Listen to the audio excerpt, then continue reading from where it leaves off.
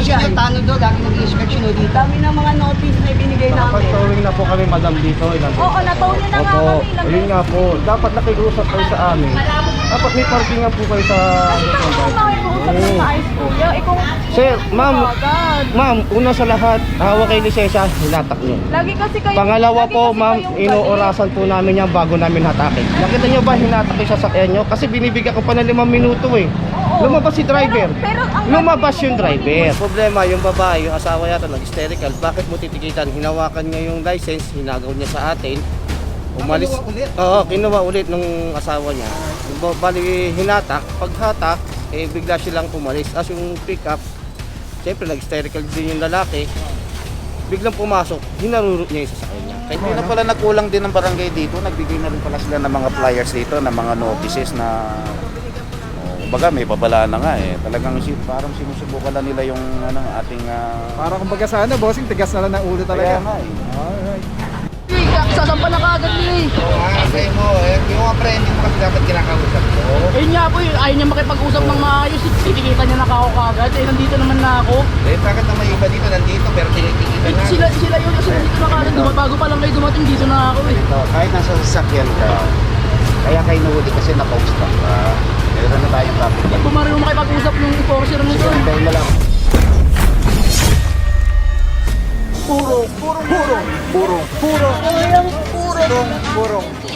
Purong pagmamahal.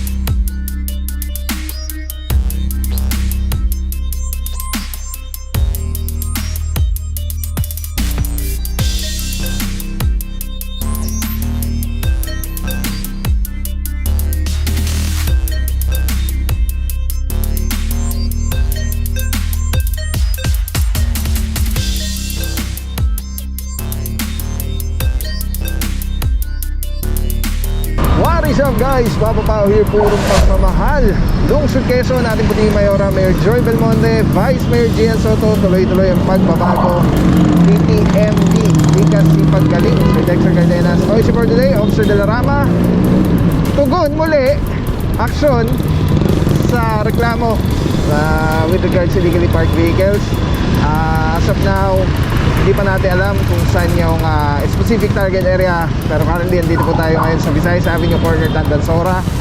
And araw natin mga puro, Wednesday, July 31, 2024. Yes, TTMD, together with MMDA Seated 1.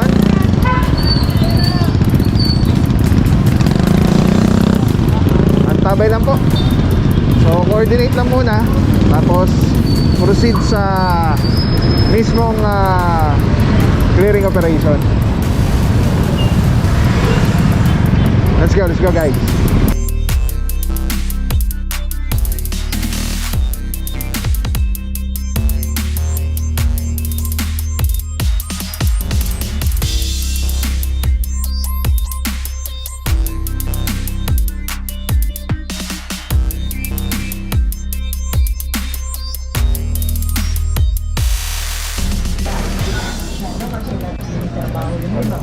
sabi po sa complaint niya ng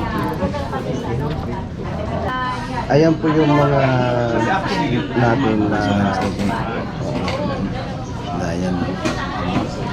Sino pwede Marcos Edison, Apo, Lasing po dito. Visayas Extension, puntang van. Visayas Extension, Saitik, papasok tayo ng Saitik, tapos sa Himlayan Road. Sir, maganda. Sa ano po sa boss? Kung ano yung pinakasakit ng ulo niyo dito? Unang kulay. Yes, okay, sige. Para Ito pa rin stop ano, kung ano yung sumusunod sa inyo, yun ang unahin na.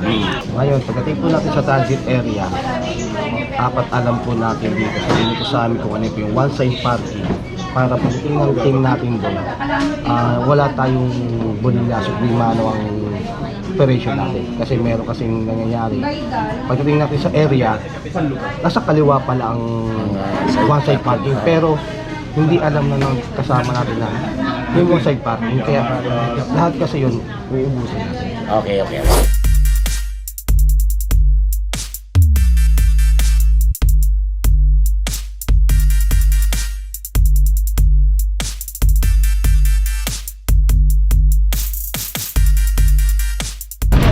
Alright mga puro, Congressional Avenue, well coordinated na po sa barangay yung ating nagkakatang operation. Laro namin, gagamitin yung overboard. Ay, talaga? Sayang. Kailan? Kailan manonood si Papa Pao na? Kailan ang ano? Wala pang Wala pa. Sana ganung oras ulit, no? After operation. Wala eh. Hindi na manonood si Papa Pao. Wala ka.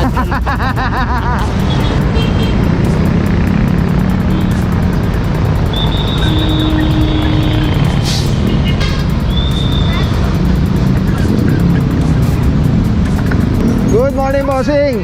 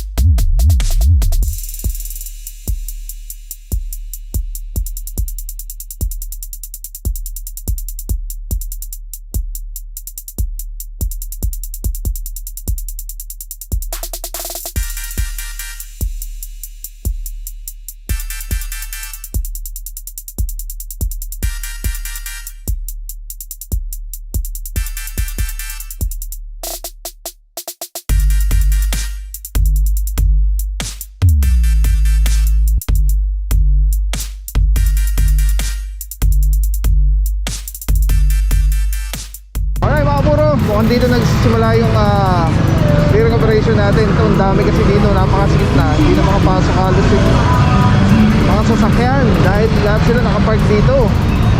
So, ilan-ilan yung sasakyan nito, titikitan na lang po. At may mga driver naman po yung mga sasakyan. Samantala, may mga maiiwan na lang po dyan para manikit. Tayo naman, didiretso na tayo dun sa nag-advance na tropa.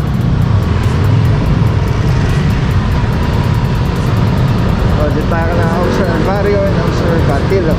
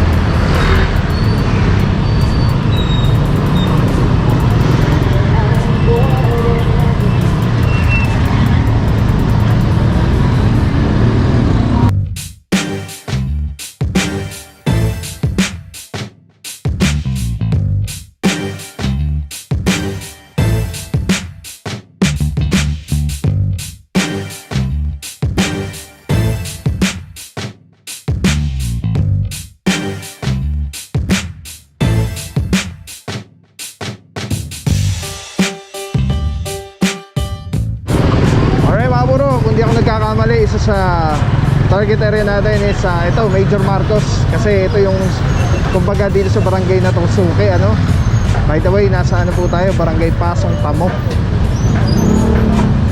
Ito yung laging narareklamo gawa ng yung mga obstruction nga po dito sa area. At sinisikip talaga. Ayan, tulad yan, yung mga motorsiklo, ayan.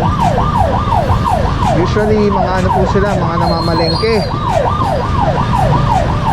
Kasi po, itong area, masikip. Okay mga puro, Wednesday, July 31, 2024, Major Marcos, mga puro. Ito, hindi ko alam, baka 5 minutes na ito. Dalawa po ito. Dati may nahuli din tayo dati dito yung nagkaroon pa ng mainit na ano, no? Na sitwasyon. Pero ngayon may nakaparkulate. Iba na yung ano dito. Mga puro, tulad sabi ko kanina, may namamara po sa mga walang helmet. May napara po dito, may napara po doon.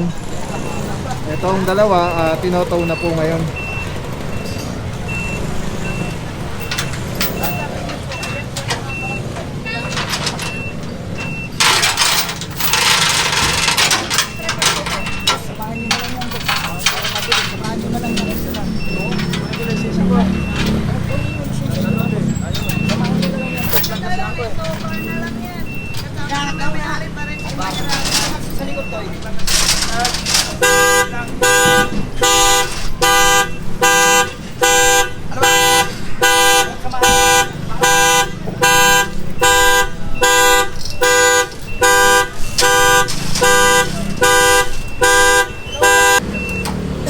Alright mga puro, ikot tayo. Tapos sa Arsenal, saludo bossing, MMDA seated 1. Alright, dito mga puro may mga nakikita na, mga walang helmet. Kasama nandiyan, Officer G. Guzman, Officer Tianyo. Ito po, ilahin na po ito, sabay lang ito. 5 minutes sila pareho. Tapos punta tayo itong banda sa taas. Sabi na dito, Officer G. Guzman.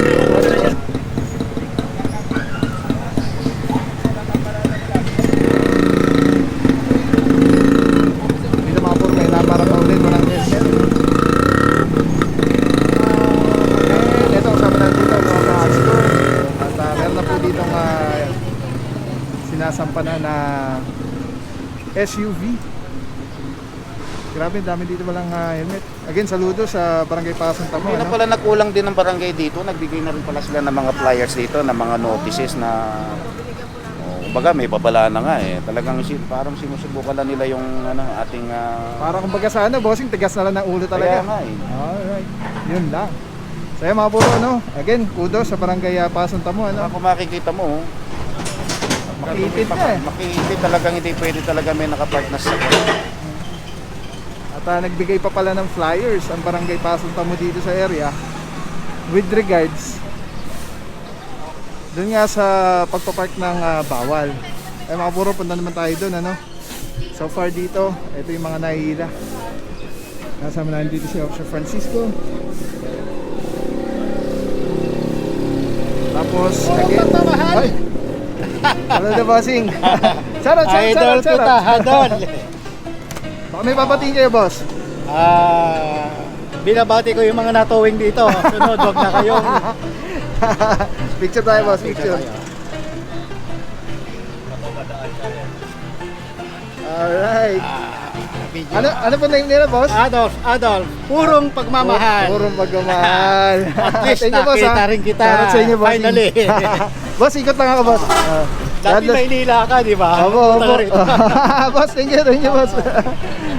Mayroon tayong kapuro dito. Okay, mga puro. Ito. Sasampa na po itong dalawa. Yung isa, nakasampa na. Kumbaga, nakaangat na. So, towed na siya. Yung isa naman, ayan, naka-tow bar na rin. Mga ano na po ito, lagpas 5 minutes sa itong dalawa. Sasampa na kaagad nila eh. Sabi mo, yung mga pre, hindi mo kasi dapat kinakausap ko. Ayun nga po, ayaw niya makipag-usap ng maayos. Titikita niya na ako kaagad. Nandito naman na ako. Bakit na may iba dito nandito pero tinitikita na? Sila yun kasi nandito na kaagad. Bago pa lang kayo dumating, dito na ako eh. Ito, kahit nasa sasakyan ka, kaya kayo nahuli kasi napaustak ka. Meron na tayong traffic light. Pumarino makipag-usap ng enforcer mo Sige, doon. pero nalakot dito pala tayo sa. Diba, atrasin niyo po ako. Yan ako ang papay. Kunin ko yung panahon. 5 minuto na. 5 minuto, hindi. Hindi makiro makipag-ayos ng mga usap. Sige na. Oo, tama na. Magpapatid ako. Okay mga puro, may sitwasyon tayo dito at titikitan yata si Bossing kaya lang umandar. Kaya ito, i-cover natin mga puro. Ito yung mga sitwasyon na kailangan na na-cover natin for protection ng bawat isa.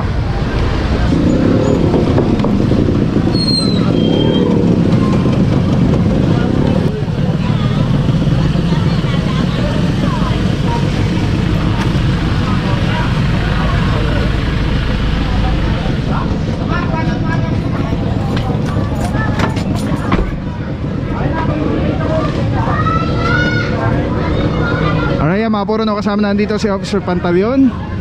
At mamaya alamin natin kung ano yung sitwasyon. Ma'am, kung mapapansin ko yan. Wala pong warning yung operation po yan, ma'am. Operation po yan, ma'am. Although kami nasa barangay, hindi naman yan. Kasi may mga ligtas po yan, ano. So hindi yung wala pong warning yan, ma'am. Kung mapapansin yung tanong doon, lagi nag-inspection o dito. Dami ng mga notice na ibinigay namin. Nakapag-towing na po kami madam dito. Oo, nataw nyo na nga Opo, kami. yun nga po. Dapat nakiusap kayo sa amin. Dapat may parking nga po kayo sa... Kasi kung makikusap ng maayos kuya, kung... Sir, ma'am, Agad. ma'am, una sa lahat, hawak kayo lisensya, hinatak nyo. Lagi kasi kayo... Pangalawa lagi po, kasi ma'am, kayong inoorasan po namin yan bago namin hatakin. Nakita nyo ba hinatak yung sasakyan nyo? Kasi binibigyan ko pa ng 5 minuto eh. Oo. Lumabas si driver. Pero ang Lumabas gagawin yung mo, driver. kunin mo na, Okay, lumabas yung iikot mo na driver. Sabi ko, agad. oh, tigil, sige, tigil. Asa yung lisensya, titikita na lang. Pero ginawa nyo ma'am, nagagalit pa kayo sa amin. So, may video po tayo. Ito po, dapat nga 5 minuto hatak ko na eh. Kasi hindi po, Kasi titikita ko na lang. Paano di magagalit? Ito kukunin mo na. Nakuha po ba yung sasakyan nyo? Nakuha po ba? Nayangat po ba? Di ba pagdating nyo wala naman, di pa inaangat? Pinupestuhan pala ng towing. Oh.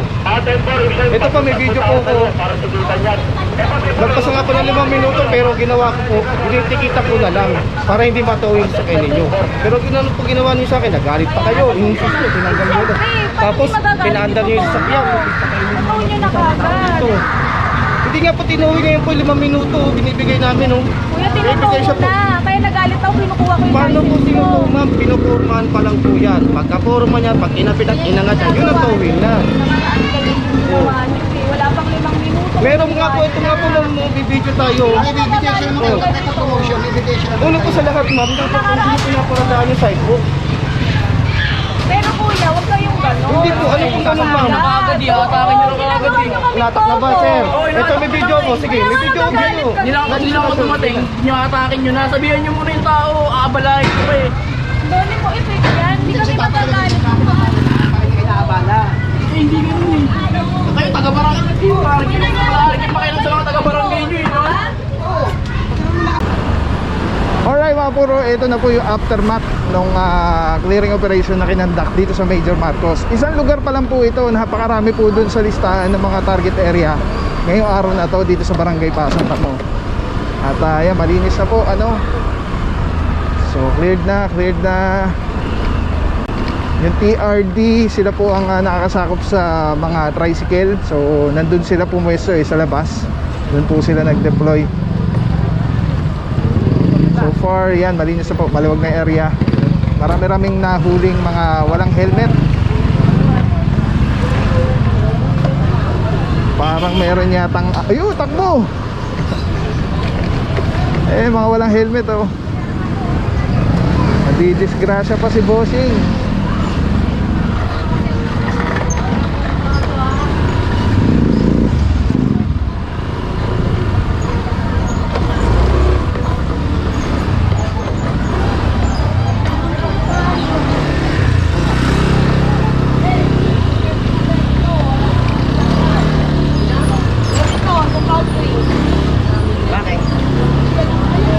Alright mga puro, ayan, so far ayan na po yung sitwasyon. Kung di ako nagkakamali, meron tayo na to parang 3 or 4. Tapos natikitan marami, lalo na yung walang helmet po. Tapos kuha lang tayo ng kay Officer Pantaleon ng Panayam regarding dun sa nangyari sa kanina. Eto si Bossing.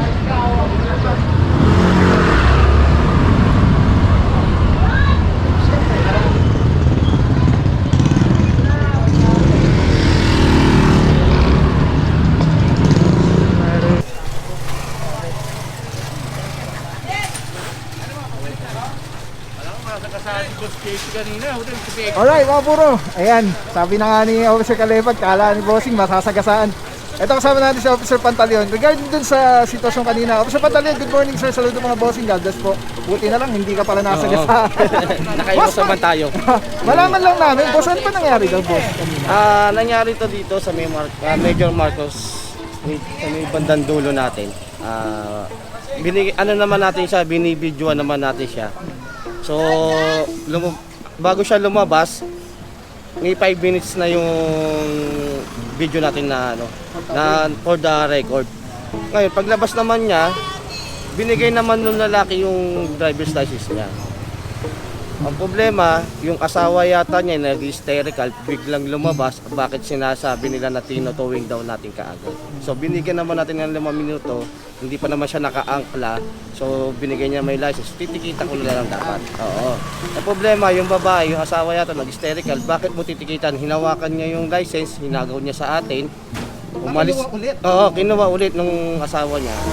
Bali hinatak, paghatak, bigla silang umalis. As yung pick up, siyempre nag-hysterical din yung lalaki. Biglang pumasok, hinarurot niya yung sasakyan niya. Kaya niradyo natin sa tropa na nandito sa may baba, natin yung driver na hihold.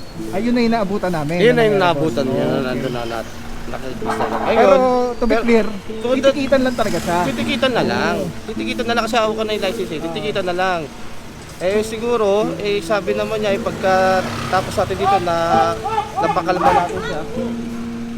napakalma natin siya, at nakausap natin siya ulit doon sa area na pinanghulihan natin, humingi naman siya ng pasensya. Okay naman nasa Okay, humingi siya ng pasensya sa atin na kakagising niya lang kasi. So Medyo nagkakagulatan. Tapos yung last operation natin dito sa area, na-towing pala sila. Oo, kasi sinabi daw na wala pa daw 5 minuto na towing yung sasakyan nila. So sinabi ko naman sa kanila na hindi ko na nga ito towing kahit na nasa 5 minutes na pinagbigyan na natin, titikita na lang. Siguro kakagising nga lang yun na wala pa medyo sa gulat din. Humingi rin naman siya ng apologize sa atin. Sinabi ko rin na pasensya na rin. At ginawa natin, tinissue na natin ng ticket na obstruction. Ayos. Talaga naman, TTMD, no? As much as we can, di ba, bossing? Magpapasensya at magpapasensya. Pasensya talaga. Again, saludo, Officer Pantaleon, at yung pala yung nangyari doon. TTMD, God bless po. Alright, so yun mga puro, no? So far, ito mukhang dito na matatapos yung clearing operation dito sa Major Marcos ngayong araw. And yes, proceed tayo sa next target area. Uminom maraming tubig, magdasal. Piliin lagi maging mabuting tao araw-araw. Piliin lagi maging masaya. Tandaan palagi na mahal ka ng Panginoon. Alright, all glory to God. God bless everyone. Let's go, guys. Maraming salamat sa iyo. Walang papapaw. So thank you so much sa walang sawang support, tiwala. Wala akong masabi kundi thank you so much. Thank you sa Panginoon at ingat kayo palagi. Again, kung wala akong papapaw. So thank you so much. God bless you. Purong pagmamahal. Thank you so much. God bless.